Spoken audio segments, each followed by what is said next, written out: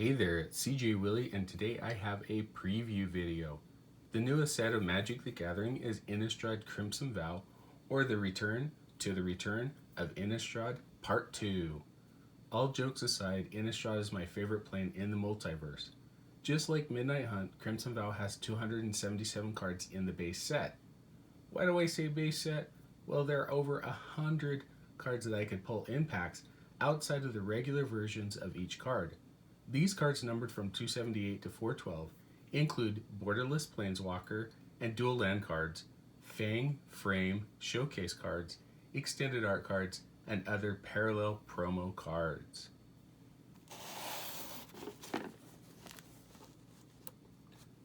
The base set has 100 commons, 83 uncommons, 64 rares, 20 mythic rares, and 10 basic lands.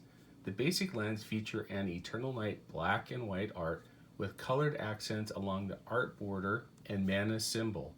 As usual with Innistrad, the set focuses on 5 allied colored tribes: white-blue spirits, blue-black zombies, black-red vampires, red-green werewolves, and green-white humans. The story of Crimson Vow, just like Midnight Hunt, resets Innistrad back to the original 2011 version of classic Gothic horror.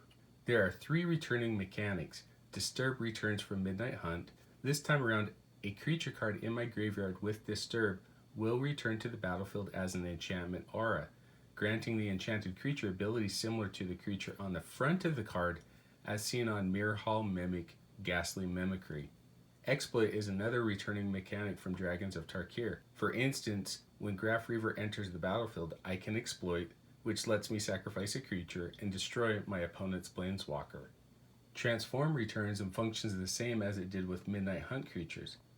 The front side of Ill-Tempered Loner has a static ability of Daybound, whereas the backside, Howlpack Avenger, is Nightbound. If no spells have been cast by a player during their turn, at the beginning of the next turn, Daybound cards transform to their Nightbound side. If a player casts 2 or more spells during their turn, at the beginning of the next turn, Nightbound cards transform to their Daybound side. Crimson Vow features 3 new mechanics. Cleave is an alternative cost that allows me to cast a spell without specific words on the card's rules text. With Dig Up, if I pay the Cleave cost, rather than searching my library for a basic land card, I can search for any card. Training is a keyword ability that allows me to place a +1/+1 counter on a creature if certain conditions happen during my attack step. If Hopeful Initiate is attacking along with another creature with greater power, because Hopeful Initiate has training, I can put a +1/+1 counter on it, making it bigger and tougher during combat. Vampires in Crimson Vow have the ability to create and use blood tokens. A blood token is an artifact that lets me pay 1 generic mana, tap it, discard a card, and sacrifice the blood token to draw a card. For example, when Falconwrath Forebear deals combat damage to my opponent, I can create a blood token.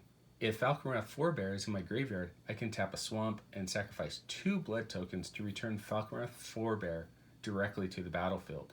Crimson Vow features 3 returning planeswalkers. Chandra, Dressed to Kill, is a mono-red planeswalker with 3 abilities focused on doing direct damage and card draw through exiling the top card of my library. Kaya Geist Hunter is a white-black planeswalker that grants Death Touch to my creatures, as well as creating a bunch of tokens to overwhelm my opponent. Sorin the Mirthless is a mono-black planeswalker doing the typical Sorin things. I can draw cards by paying life, creating a vampire token with flying and lifelink, or potentially ending the game by dealing 13 damage to my opponent. Crimson Vow has a cool mono-colored mythic rare cycle of cemetery creatures. These creatures have a similar ability. When they enter the battlefield, I can exile a card from a graveyard. The triggered ability of each cemetery creature grants me something cool when a spell is cast that shares a card type with the exiled card. Midnight Hunt featured the debut of Allied Color Huntlands. In Crimson Vow, the enemy color Huntlands make their debut appearance. These lands enter the battlefield tapped unless I control 2 or more other lands, not basic lands like the Tingle lands from Battle for Zendikar. However, the Huntlands lack the basic land types, making them unfetchable.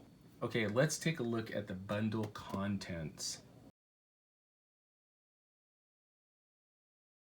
The contents of the bundle have changed a little bit, with wizards including set boosters. There are 20 foil lands and then 20 regular lands. Note that these aren't the full art lands that come in packs, but kind of the basic lands that we're used to seeing.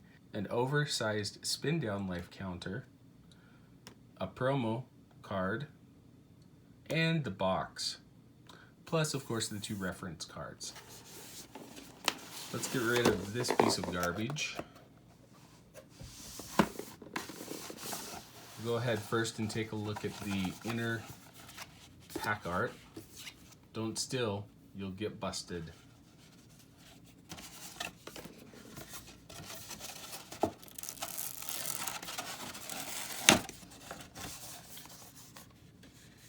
And with me cracking open the gift bundle a couple of days ago, the inner pack art slightly different, but once again, it's Olivia Voldaren, the bride-to-be, in all of her splendor, with flecks of blood flowing around her.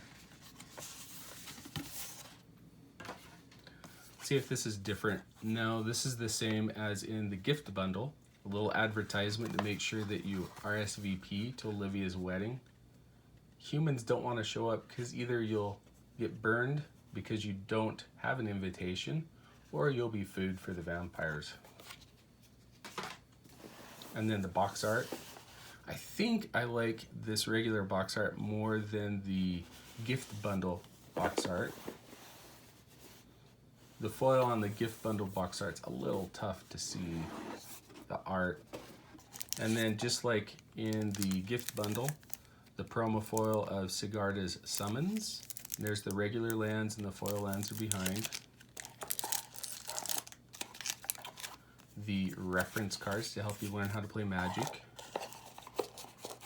The spin down die, not as close to the gift bundle, where it was a little bit more transparent with flecks of red blood. This one's gray with a little bit of transparency and kind of purple in the background. And then the 8 set boosters. As usual, I'll number those 1 through 8.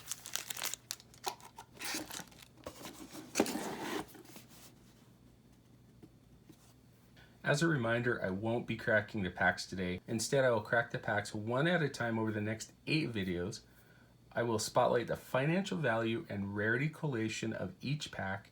In the review video, I will do a comparison of the cards I pulled from my previous bundle openings that contain 10 draft booster packs against what I pulled from the 8 set booster packs in my Crimson Vow bundle.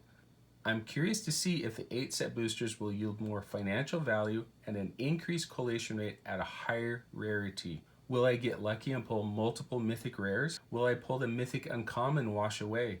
I certainly hope so, because this bundle cost me a little bit more than the $35 that I typically like to spend. Anyway, I hope you enjoyed the preview video. If you did like it, please subscribe and share. Until next time, when I'm back to crack the first set booster pack from my Magic the Gathering Innistrad Crimson Vow bundle.